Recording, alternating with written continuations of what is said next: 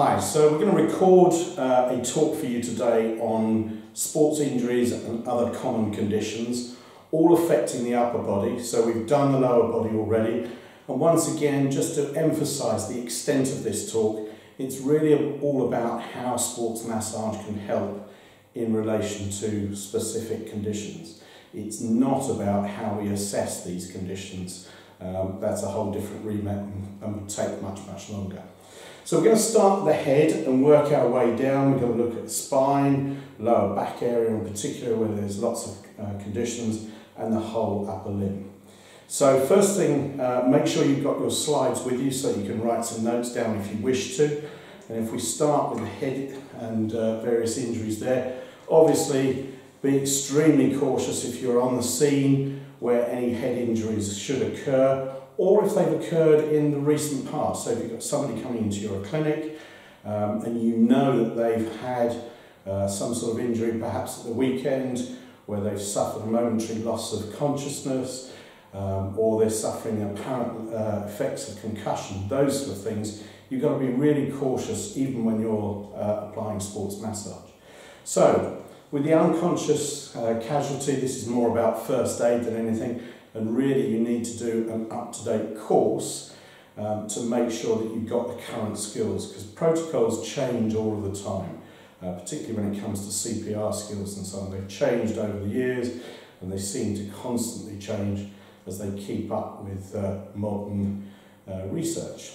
So check your ABC, your airway, breathing, circulation, place in the recovery position. Again, these things change with time, so make sure that you've got your up-to-date training.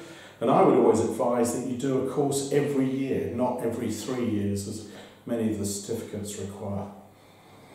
Get a medical checkup the same day and try and be with your casualty. If this happens on a playing field and somebody's been knocked senseless, it's probably not the best idea to send them on their own to hospital, because they may be a little bit out of it, not too forceful, may not remember everything that has happened to them. So it's a good idea for you or somebody to go with them and to really try and put their case forward. Otherwise, good old A&E, if they're overrun, they may overlook things, they may not be as thorough as they could be, and things can get missed. Certainly I've had experiences of this with rugby players in the past. Return to competition is always a difficult one, and this will vary according to the sport. So there are different rules for different sports. Make sure you're aware of those rules and that the players adhere to them, and make sure that it's not just competition, but it's training as well. So in my game in rugby, there's lots and lots of physical contact.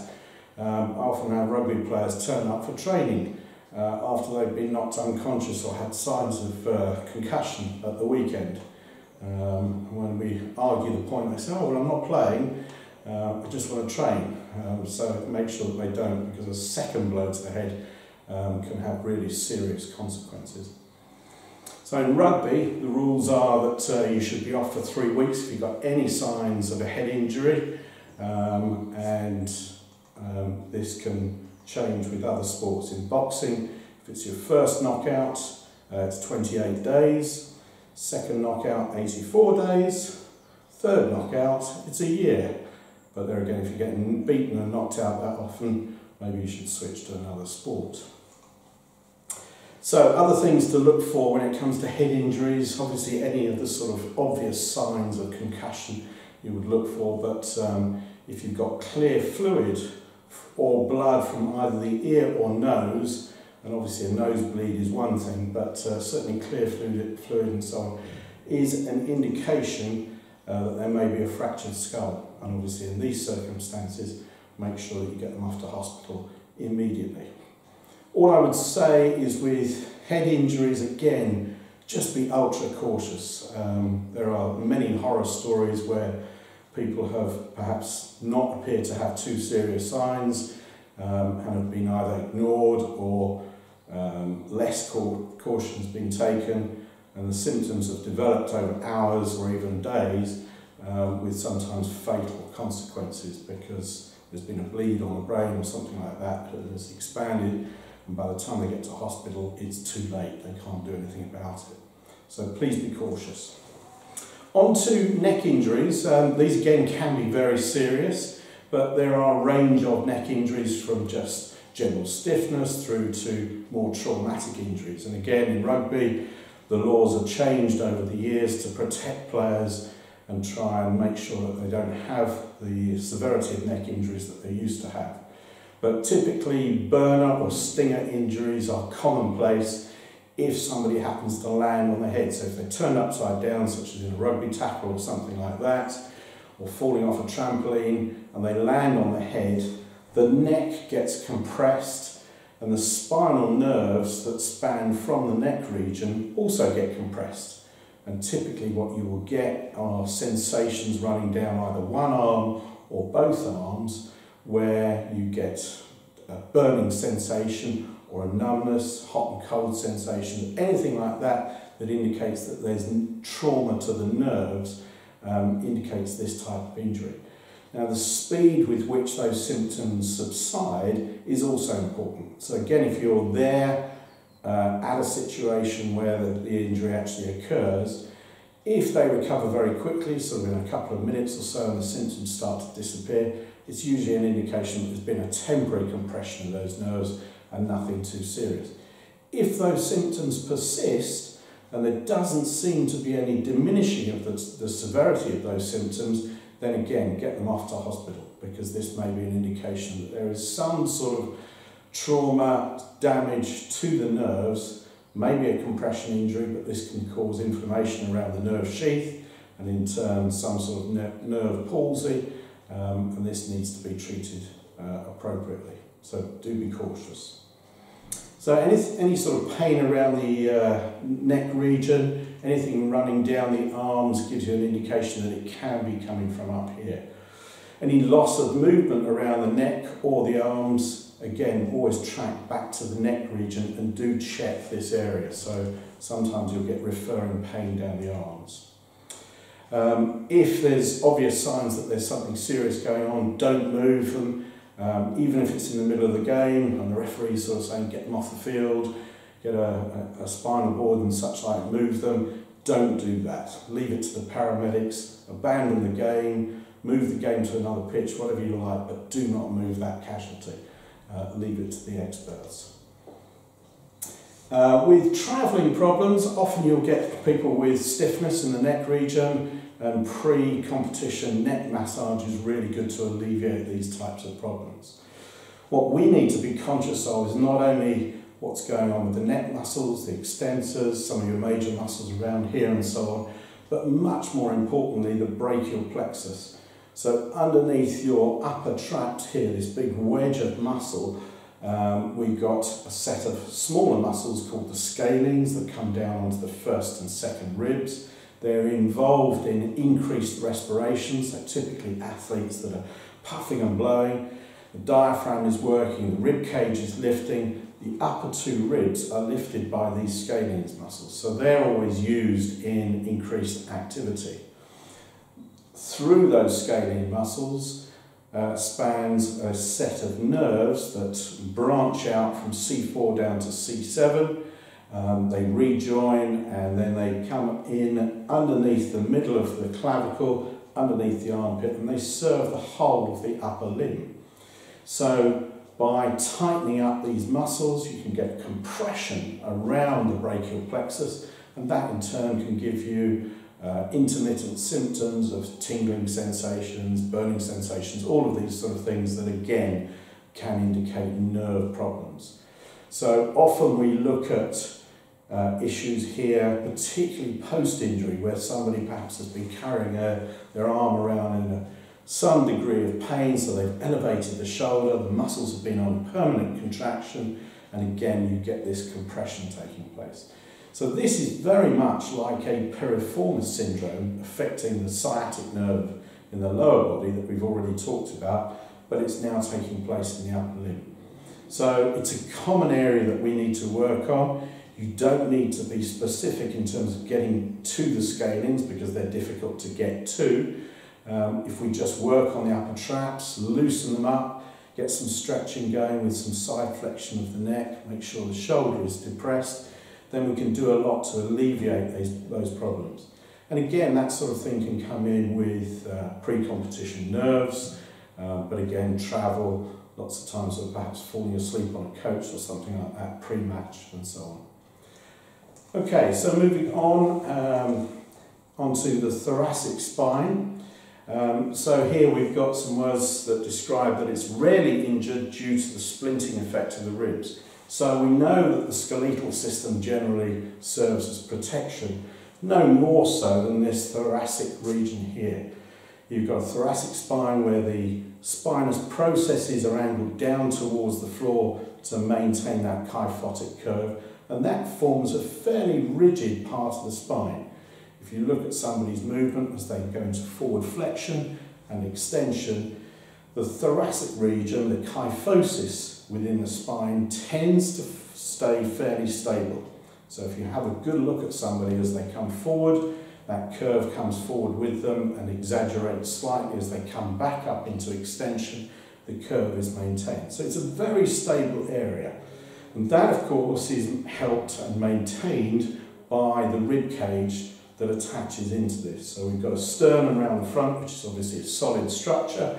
You've got fibrocartilage that forms a little bit of a sort of area of movement that allows for a bit of compression and movement that attaches into the ribs. And then round the back you've got two facet joints that link each rib with each spinal vertebrae. So this rib cage obviously forms a solid structure that protects the internal organs, the vital area of the heart, respiration and so on, but also the spinal cord travelling down through this area. So injuries that tend to affect the thoracic region, cracked ribs are a common one with contact sports. Generally speaking, I wouldn't be too flippant about this, but if they've just been cracked, you will find that the hospital won't do much about it because nothing has been displaced, there's no further danger. If the rib has been broken and displaced, there can be sharp edges, there's obviously a real danger now that you could puncture a lung. So if there's a clear disfigurement there, then again you should go with extreme caution, get them off to hospital and allow them to do their work to actually get this back into position. If it's just cracked, then unfortunately the person's going to have to suffer that for a period of time, usually with friends, family, etc., trying to make them laugh, which is pretty cruel, but eventually it will resolve itself and there shouldn't be a problem there. Intercostal muscles can sometimes be damaged, strained through perhaps one vigorous action or something like that, and that again can cause some sort of problems with breathing, but it's normally just discomfort rather than extreme pain. And again, excuse me, they'll just have to sort of endure that through that region or that period of time. We of course can get in between the ribs with fingertips and such like and do circular actions to try and tease out any areas of tension or anything like that and assist with the whole healing process. So muscle strains can be quite common around the rib cage area.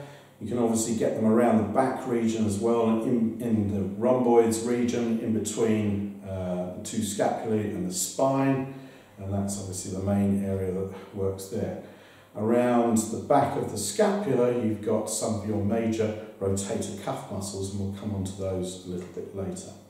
So general massage in the back region, really good for just alleviating stress, loosening up the muscles, allowing freedom of movement to again allow the athlete to perform their sports in the best way possible.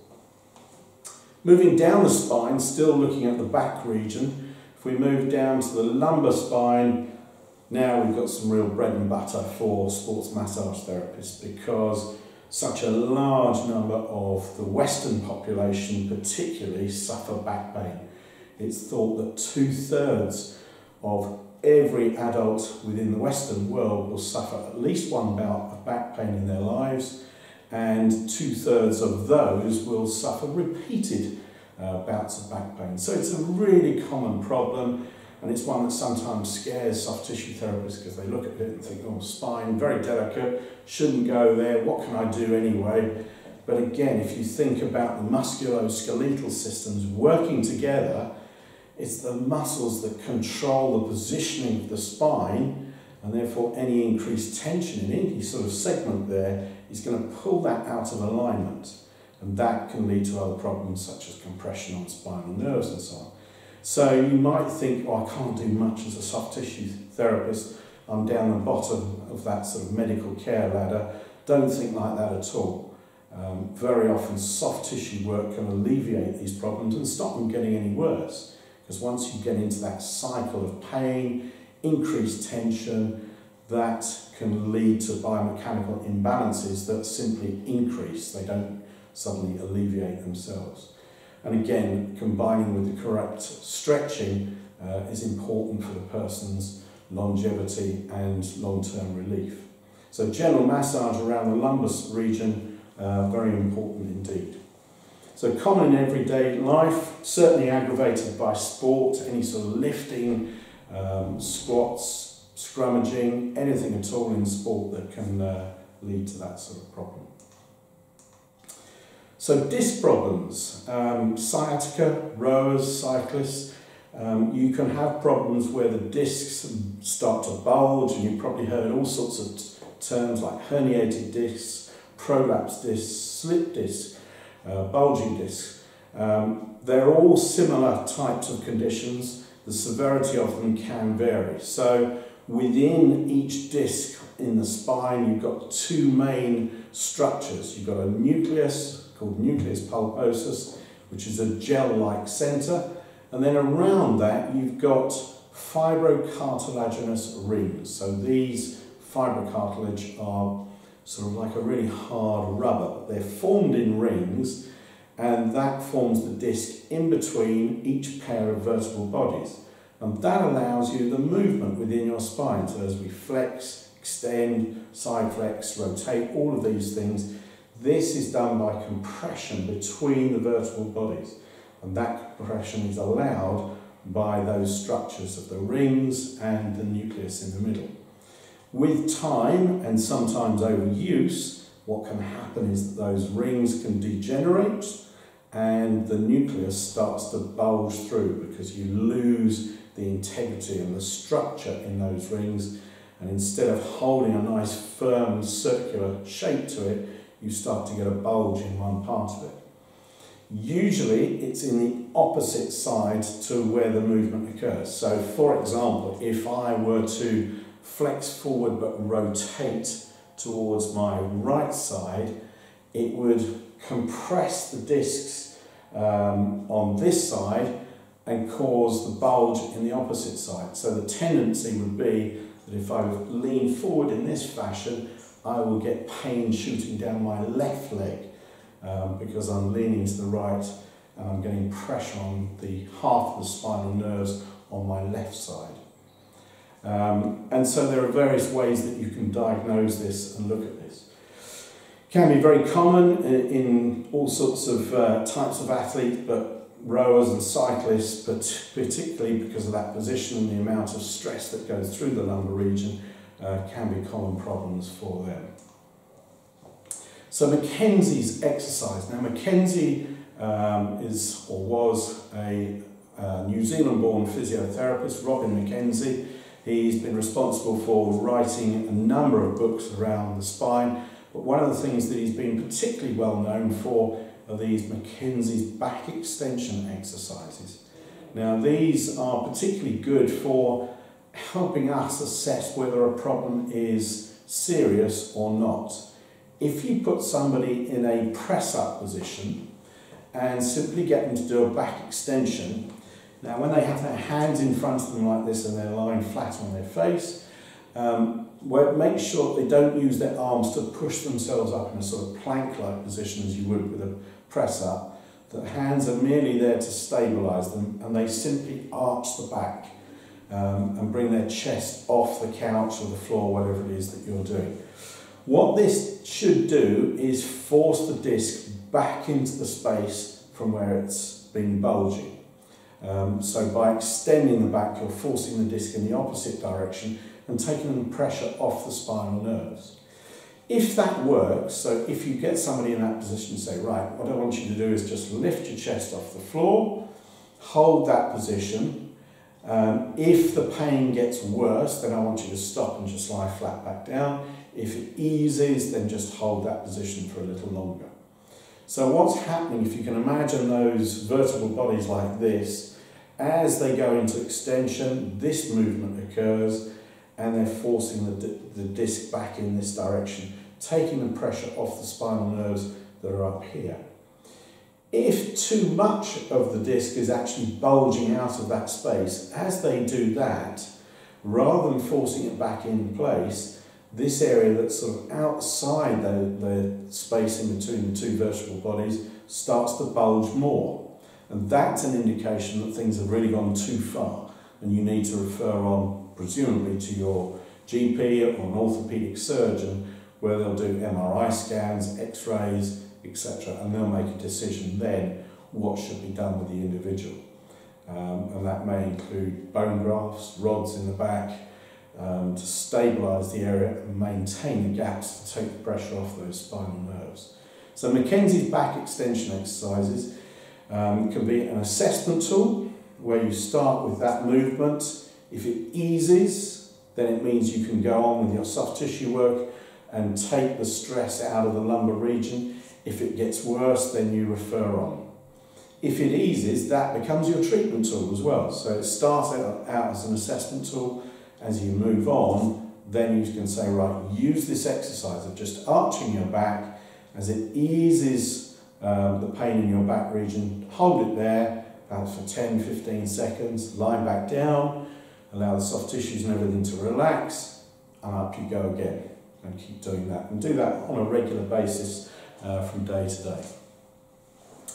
So sacroiliac, if we come down to the lower part of the back region, where there is this union between the sacrum in the middle of the pelvis and the two ilia either side, you've got a very tight joint there, bound together by anterior and posterior ligaments. So a really tight structure that's held firmly together.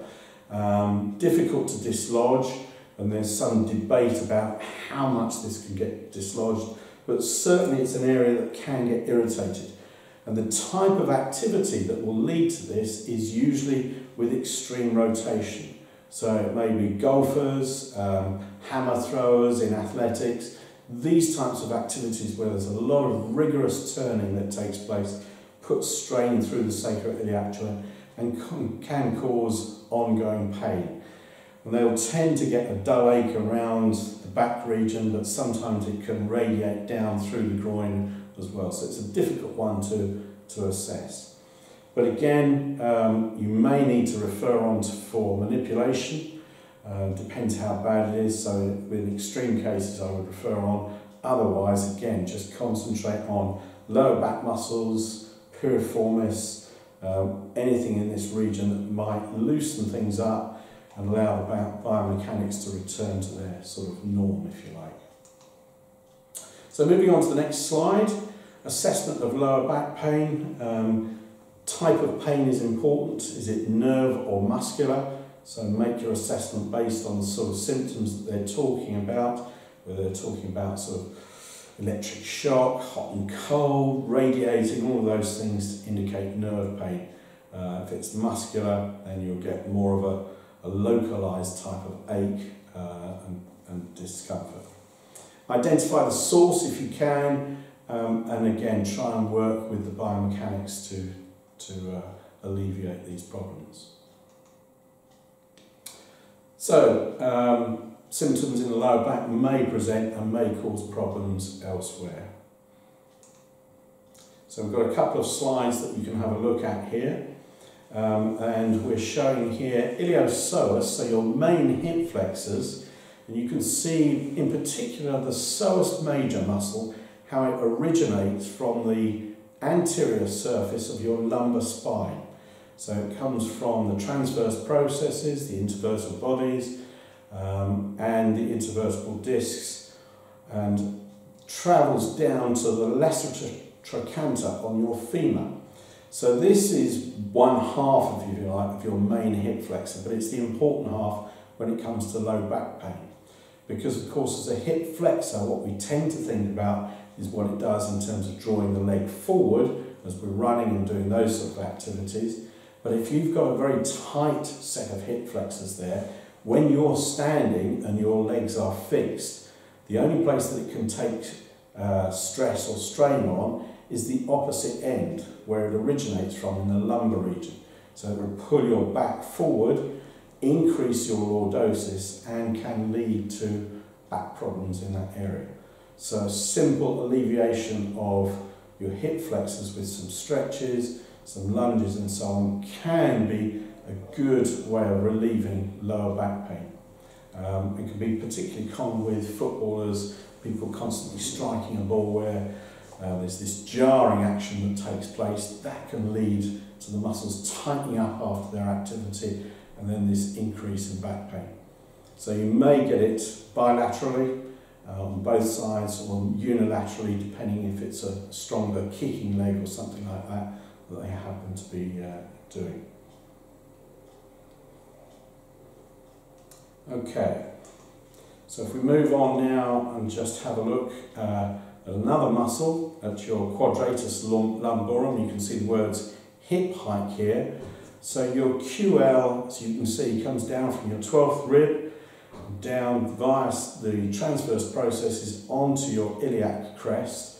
So again, very important muscle in the lumbar region. It's a very shallow muscle in terms of its overall depth, but it involves not only side flexion of your trunk, but also lifting your hip during your normal gait cycle. So it has an awful lot to do. If there's an imbalance with it and you get a tightening of that muscle, then obviously it can lead to slight side flexion, or during movement, what we call a hip hike, where one hip appears to be lifting more or maybe not dropping as much as it should do. So these are simple things that you can look at in somebody's normal gait cycle.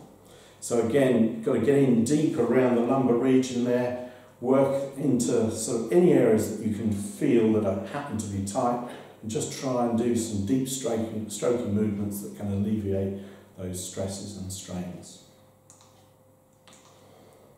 Okay, if we move on now, just having a look at another muscle involved here, gluteus medius. So we're dropping slightly below the pelvic rim here, but this too is involved in hip hike and involves a lifting. And this is just below the rim of the iliac crest. Any sort of tightness in that muscle needs to be examined, and again some massage done to alleviate any stresses to help the functioning of that muscle and make it work appropriately.